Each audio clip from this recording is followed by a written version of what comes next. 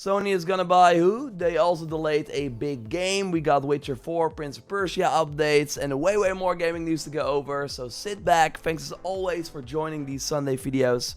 And let's go. I want to change it up this week as I want to put the rumor roundup at the front. In this segment I look at the biggest leaks and rumors of the week and give stars, with 3 being I believe it and 1 being let's take this with a huge grain of salt. Like, what we know for a fact is that Warner Brothers Discovery is going to split into 2 companies by the middle of 2026. So on the left we see the network company, so this will mostly have the old school cable networks, while on the right side we see the streaming and studios company, and this is where their movie studios, HBO, and their gaming business, among other things, are included.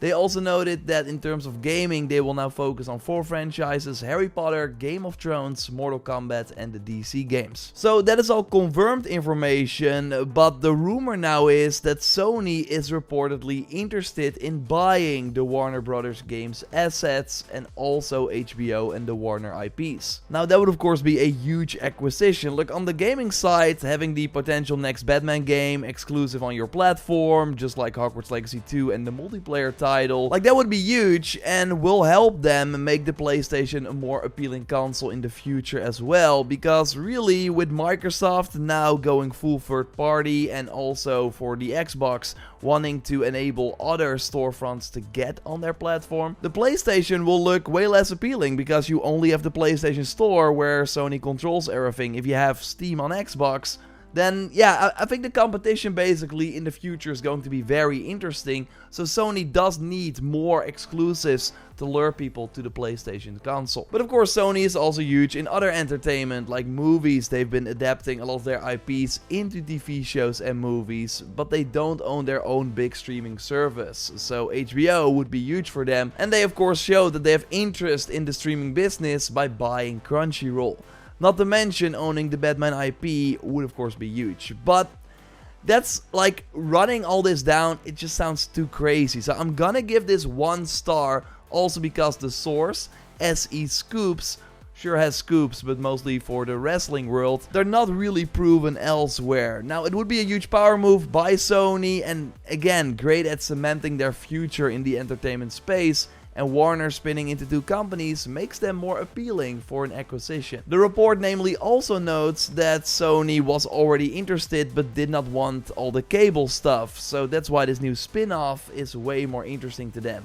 Curious to hear what you think of this rumor in the comments down below. Wanted to share it. Again, I don't believe that this will happen, but when we hear more about it, when we have more sources maybe reporting on it, I'll of course let you know here. Borderlands 4 is not $80, but $70. Maybe you remember the weird back and forth with the Gearbox CEO about the price of the game. He did not want to confirm nor deny that they were going to increase the price, so then everyone was like, okay, they're going to do it, because otherwise it would just say that it was 70, right? Well, maybe that whole debacle made them lower the price to 70, although it's kind of hard to say. But this week we also learned about more expensive editions that seem to already hint at a very big post-launch plan. So just like Borderlands 3, they will do a lot of free content that I still think for that game is extremely underrated. That Halloween event and basically new raids they added for free were a ton of fun. So we have no concrete info on what the free support will look like, but we do know what the paid content will be. They will namely bring back the Headhunter pack from Borderlands 2 that were all based on real-world holidays like winter, but with weird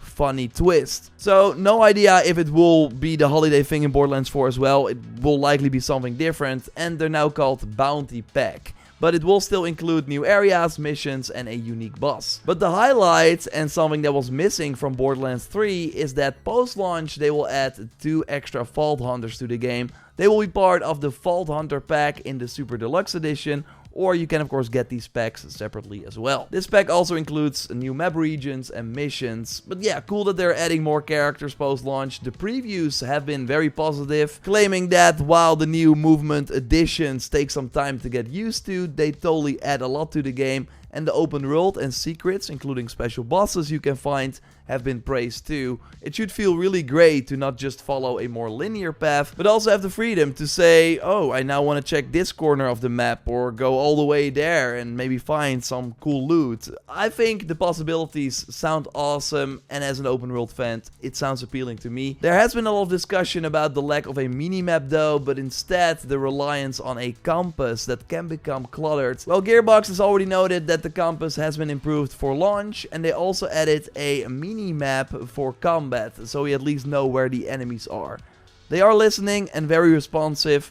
I'm not blown away by the game yet, but it does seem like a solid Borderlands and some cool improvements. Let me know your hype level for Borderlands 4 in the comments down below. I'm very curious. We got more gaming news. I want to look at what's coming this coming week. It's pretty interesting, and way more, of course. Leave a like, that would really help me out, and subscribe, because we post one of these big gaming news roundup videos every Sunday. Time for quick shots, news stories I want to go over quickly, starting with a small update on The Witcher 4. CD Projekt Red is namely taking a different approach by putting consoles first this time instead of PC. You see the reason right here. Yes, the poor console launch of Cyberpunk 2077 of course caused the game to be removed from the PlayStation Store, which is still insane to think about because it hasn't happened to a major title since. Of course, the fact that the game now runs on Unreal Engine 5 instead of CDPR's own engine will already help, but they know that the real issue was that they were like working on this PC version and then tried to scale that down to the way less powerful consoles. By making sure the game runs on the lower spec consoles first, they can then improve things for higher end PCs. As you likely know, the tech demo was running on 60 FPS on a base PS5, which is the target for that platform and for Series X, although it will be extremely challenging on Series S, CDPR notes. And I'm not sure why that comes as a surprise, as to my knowledge, but correct me if I'm wrong, there are very few games that have a 60 FPS on the Series S. Now we of course have to wait and see what the technical state of The Witcher 4 will be before release. I believe they have learned from their mistakes looking at what Cyberpunk changed into, but of course time will tell. 2027 is likely when we see The Witcher 4. Tom Henderson was generous this week to give a small update on the Prince of Persia Sands of Time remake. Games industry namely posted that Ubisoft says that they are still deep in development of the remake, to which I responded, well, they announced during their investor call recently that it would launch before April 2026. So obviously they're still deep in development. To which Tom Henderson responded that it enters internal alpha this month. So yes, we're actually getting closer to that release. Maybe the re-reveal is at Gamescom in August already, because of course the trailer you're seeing here is from that previous reveal. I really expect the remake to look much better when we finally see it again. Hopefully they can do it justice. I'll of course keep you posted here. And well, the Sands of Time remake might actually launch before Marathon, as we this week learned that Bungie delayed the game indefinitely. Yes, no new release date was given, although Sony did recently state that the game would still launch in their current financial year, so before April 2026. I think it really depends on the feedback that they get from the many tests that they will continue to do though. If they can still make big improvements with extra months, I do think they will do that. But yeah, the bottom line is, Marathon did not wow people. There was no hook beyond the regular extraction shooter mechanics. It also did not help that around the same time as the reveal in Alpha, Arc Raiders was doing their test as well that got way more attention. Marathon was missing key features that make an extraction shooter like this fun, and well, they seem to be aware of that, and in a blog post they note that they have some immediate focus areas. The highlights include more challenging AI encounters and more rewarding runs thanks to better loot. They want to go for a more darker tone, also with more narrative in the world, and proximity chat is also something that they likely will now have at launch, which of course a key pillar from the extraction shooter genre. I think this game can be saved because it's still Bungie, they have many eyeballs, but that initial launch has to be really good. It will be super important, and I'm curious how much Sony is willing to invest to get this game to the place it needs to be. I think they have to see it through though, with how knees deep they are into Bungie, especially after purchasing them.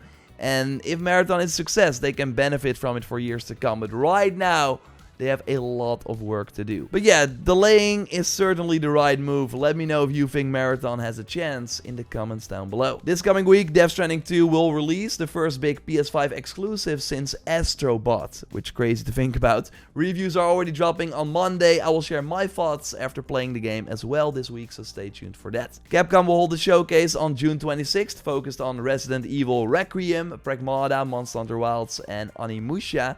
We of course also have the big Assassin's Creed update, not on Tuesday, but on a Wednesday. Of course, expect coverage, streams, and way more. I will also review the patch notes on JorRaptor on Tuesday, so stay tuned for that as well. So, a pretty fun week actually. Of course, my weekly Monday stream is happening as well, where I discuss all the gaming news with you. So subscribe to not miss anything, a like would really help me out, and check out our recent video on big single player games that are incoming by clicking on the screen. I will speak to you soon, goodbye.